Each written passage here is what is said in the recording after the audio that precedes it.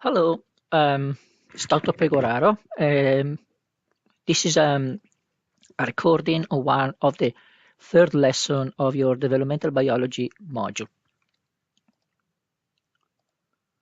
Today we are going to talk about the formation of the anterior-posterior axis. So the anterior-posterior axis formation is particularly important during embryo development. It provides a gradient of expression that is read by the different cells, so they are able to know where they are along the anterior-posterior axis and therefore what they should be doing. We're also talking about nerulation. Nerulation is the formation of the neural tube, therefore is the first step for the formation of the nervous system. And the formation of the neural tube is directly connected with the anterior-posterior axis formation. So what's happened during this lesson? Well, in this lesson, we are going to talk about the formation of the anterior-posterior axis. We are also mentioning how the bilateral axis is formed, so the left and right axis. We will talk about primary and secondary nerulation and neural tube neuron specifications. So just to remind you, the last lesson we were doing cleavage and gastrulation, and in the next lesson you will still talk about the development of the nervous system with Dr. O'Reilly. Now, just a reminder where we are. So at the moment, our embryo has completed gastrulation, and it forms the internal endoderm, the middle mesoderm, and the external ectoderm.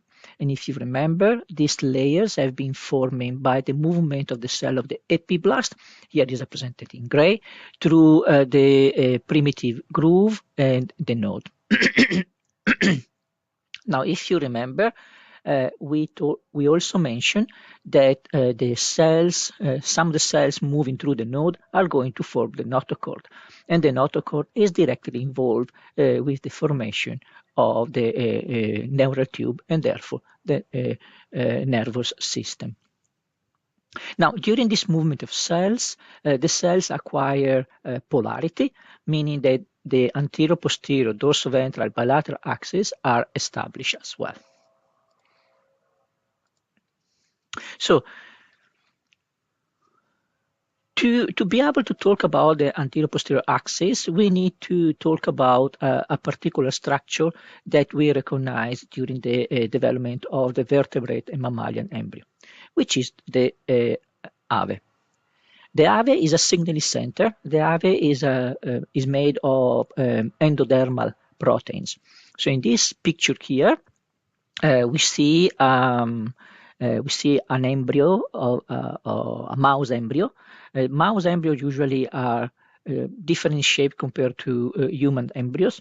They are just more teardrop shapes compared to human embryos, but their development is mostly identical to the human embryos, for instance, as well as to many other mammals. So in this picture, you see that on the left, you have the anterior, and on the right, the posterior part of the embryo. In yellow, we have the endoderm. In blue, we have the ectoderm, and in orange, we have the mesoderm. The purple bit in the middle is the node. The node probably at this point is actually regressing from the anterior position, moving toward the posterior position. Both the AVE and the node represent signaling centers that establish or contribute to establishing the anterior-posterior axis. The node mostly is important for neuroinduction and for the patterning of the anterior-posterior axis, while the AVE contribute to positioning the primitive streak. So while the primitive streak is moving initially anteriorly and then posteriorly, it doesn't deflect left and right, but stay in the middle of the embryo. So, how the anterior-posterior axis is established in the embryo? Well, both the node and the AVE interact with each other in terms of gene expression to establish this anterior-posterior pattern. From the posterior, from the node, but especially from the posterior region of the embryo, we have expression of signals like Wnt3 and nodal. Now, these signals, these genes that are expressed, produce proteins, and these proteins diffuse from their origin, so from the place of expression, toward the anterior of the embryo, and therefore they form a pattern, if you want, a gradient of activity from the posterior to the anterior. So we have a posterior to anterior pattern of activity of both nodal and Wnt. On the other hand, the Ave express Wnt3 and nodal antagonists, antagonists that are called Cerberus and Lefty, for example. These antagonists are proteins that antagonize, or if you want, inactivate the activity of other proteins, in this case, the nodal and Wnt activity. The node also, which could be here in this region, so in the region between the orange, which represent the mesoderm, and the yellow, the node could be in that region or could be more posteriorly. But the node secrete chordin, and chordin will stimulate the formation of the notochord. And the notochord is a medullary cord that is extremely important because it will induce the formation of the neural tube. So here is another nice sketch that represents the embryo at this stage of development. In blue, you have the ectoderm, in orange, the mesoderm, and in yellow, the endoderm. So we have from the Ave, we have expression of antagonists of a number of other proteins. For example, we have antagonists against BMP and FGF as well. This is important because, for example, FGF and BMP, as well Wnt signaling, are expressed in the posterior. So these signals form a posterior to anterior gradient, which is reinforced by the activity of the antagonist in the anterior position. In fact, they are expressed from the Ave. Another signals that is expressed in the embryo is retinoic acid. Retinoic acid actually form an anterior to posterior gradient as well. So it overlaps, if you want, and it is opposite of the FGF gradient. We already mentioned this gradient in the embryo at the end of last lesson. So all these gradients interact with each other to induce the expression of caudal genes, or CDX. In mammals and invertebrates, there are usually a number of caudal genes that are called CDX1, 2, 3, 4, and so goes on. Different caudal genes are activated. They're activated depending on the level of a number of transcription factor or signals. For example, some caudal genes require high level of FGF8 to be able to be activated, while others require high level of retinoic acid. And therefore, some of these caudal genes are expressed more anteriorly, and some of these caudal genes are expressed more posteriorly along the anterior-posterior axis in the embryo. It is extremely important because the caudal genes in mammals control the expression of OX genes. The OX genes, of course, are expressed in an anterior to posterior pattern, and they are master morphogens. So they determine the morphological development of different parts of the mammalian body, or the vertebrate body too. However, OX genes are also found in other animals like insects, and in particular they are found in Drosophila melanogaster, which is a model organism that we study to understand the genetics interaction between genes that are important also for other animals like vertebrate mammals and even our own. In Drosophila melanogaster, the OX genes are called the homeotic selector genes, or HOMC, and the HOMC are homologous of the OX genes in mammals. Here in this picture, you have an example of a sketch of a Drosophila embryo on top and a mouse embryo on the bottom. And what we can see is that the OMC organization of genes and the OX organization of genes in mammals are exactly the same. So the main differences between the two species is that while in flies and most insects there is only one set of these homeotic C genes, in mammals we have multiple sets. For example, in most mammals, including humans, we have 4 copies of these genes in 4 different chromosomes, while in flies we have only 1 copy of these genes in 1 chromosome, actually 2 chromosomes, it doesn't matter. So what is important is that we have 1 copy of these genes, while in mouse or in mammals we have 4 copies of these genes. However, the chromosomal organization of these genes and the pattern of expression along the anterior-posterior axis remain conserved between flies, between insects, and mammals. So what does it mean? It means that the genes that are expressed more anteriorly in the embryo of insect flies and it is expressed more anteriorly and also early during the development, like labia, proboscidea, and the form, are also expressed more anteriorly and early during development in mammals. For example, the homologous of labia are the A1, B1, C1, but it's not there, and D1 genes. The homologous of proboscidea are the 2 complex, and the homologous of the form are the 4 complex.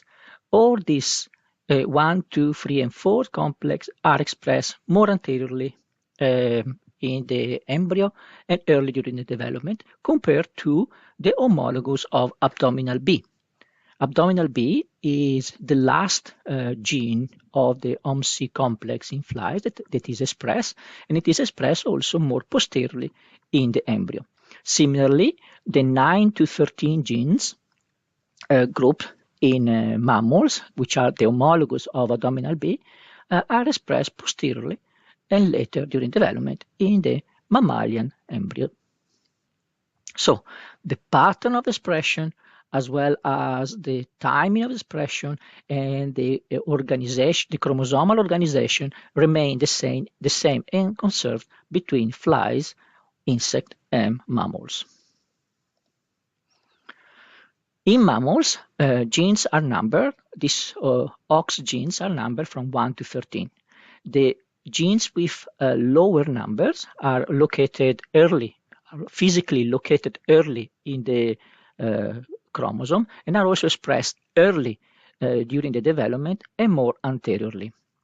While the genes that have higher numbers are located later in the chromosome, so they are physically located in a different position later, and they're expressed later during the development, and they are expressed more posteriorly in the embryo.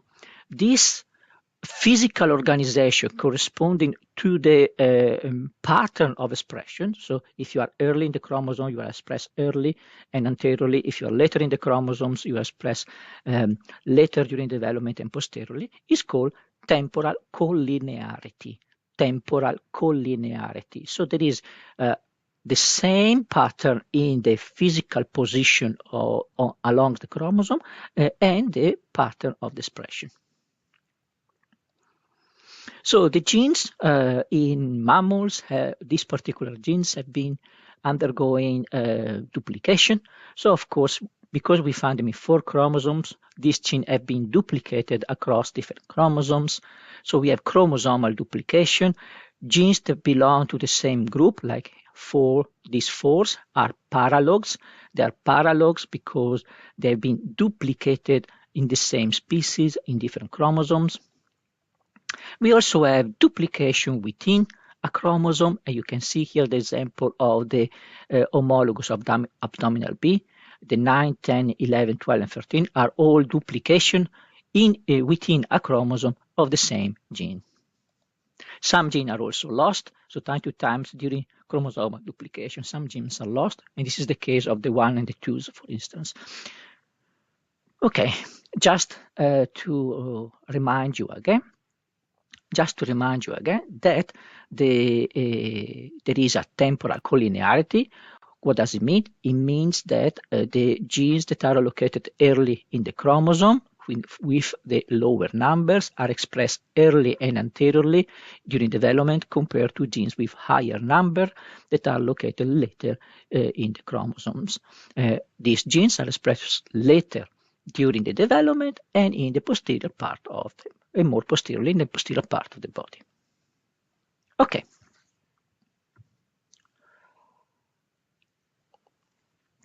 So this was the pattern of expression for the anterior-posterior axis.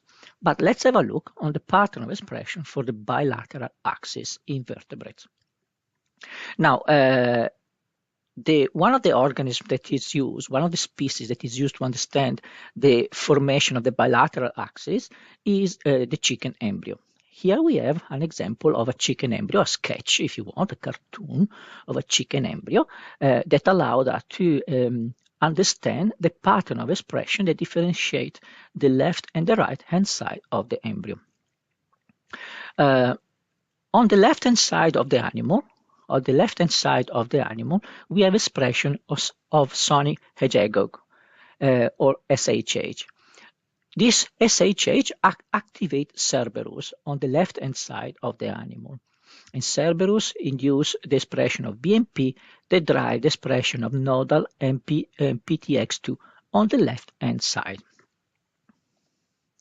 In the middle, here you can recognize the Hansen node. That red thing over there represents the notochord that is forming. And here in the middle, we have the primitive groove. So in the middle, so where the primitive groove is, cells express lefty1. Lefty1 inhibits Cerberus, so it doesn't allow Cerberus protein to actually move from the left-hand side to the right-hand side. So you might lefty1 maintain a clear division between the left and the right-hand side of the chicken embryo. So what's happened on the right-hand side? On the right-hand side of the chicken embryo, SHH is inhibited, so the expression of SHH is inhibited, and is inhibited by activin.